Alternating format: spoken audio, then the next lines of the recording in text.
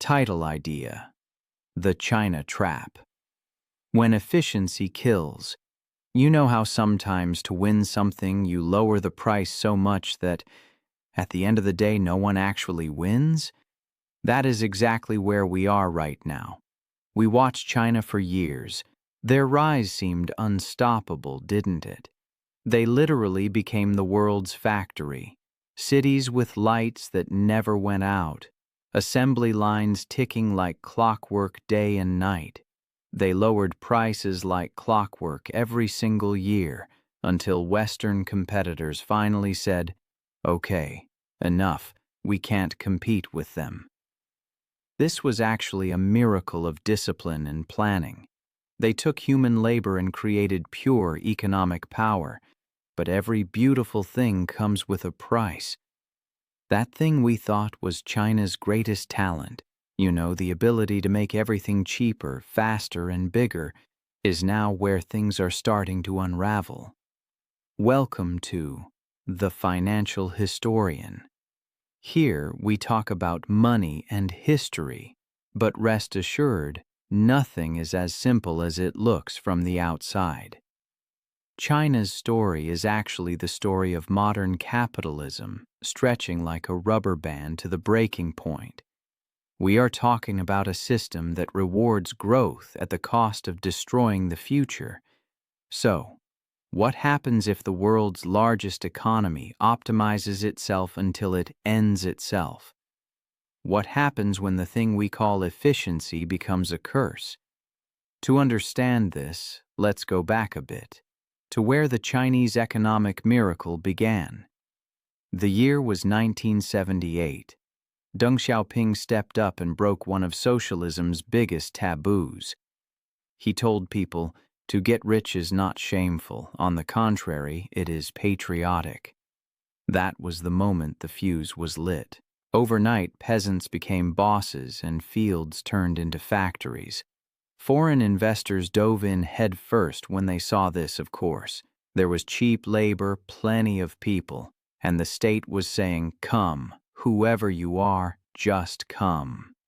They established a few special economic zones, places where rules were loosened, bureaucracy was ignored, and the only motto was, "Let the money flow, no matter how." You know Shenzhen. It used to be a tiny fishing village of 30,000 people. Suddenly, it became a massive metropolis of millions. Within 20 years, this formula spread everywhere. Every city insisted, "I will be a metropolis like Shenzhen too." They borrowed like crazy to build roads, power plants, and industrial zones. Their only goal was to attract more factories.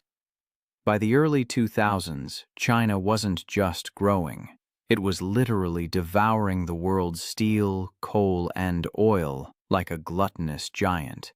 Whatever could be produced eventually got stamped, "Made in China." But beneath this success lay a very dangerous logic. To succeed meant to be cheaper than everyone else. Municipalities lowered land prices and taxes to snatch up factories. Companies cut quality and profits to carve out a space for themselves in this war. Everyone was chasing the rise, but no one asked, where will this end? This was a race to the bottom, wearing the mask of progress. For a while, things went well. The machine was powerful, workers were pouring in, and factories didn't stop for even a minute. And we in the West, buying T-shirts for $5 and phones at affordable prices, were jumping for joy saying, "How nice. There is no inflation." China was getting rich too. But after finishing the foundation of the 10th shopping mall and the 100th steel factory, the system began to stall. This miracle turned into an addiction, my friends. Local governments had to grow more to pay their debts, so they built even more. By 2015, China's steel production was many times greater than the rest of the world combined. There was no demand, but production continued at full speed. prices started to drop, not because of innovation, but out of desperation. As profits flowed away like water, factories didn't say, "Enough, we need to stop." They said, "Let's produce more and make up for it in volume." But it didn't work out as they wanted. This is where a new term entered our lives: involution, turning inward. This isn't just people destroying themselves for pennies. Now companies are producing more to earn less.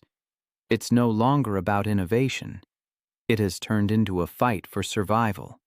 Solar panels, electric cars, they all became casualties in this war.